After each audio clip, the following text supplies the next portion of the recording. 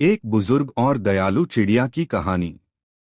एक दिन एक बुजुर्ग आदमी अपने घर के लिए अंडे लेकर जा रहा था।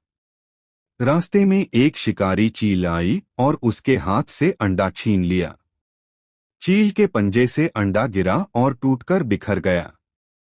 यह देख बुजुर्ग आदमी बहुत दुखी हुआ और उदासी से बैठ गया। उसी समय पास बैठी एक छोटी चिड़िया ने यह सब देखा। वह बुजुर्ग की बेबसी और आंसू देखकर दुखी हो गई। वह कुछ देर सोच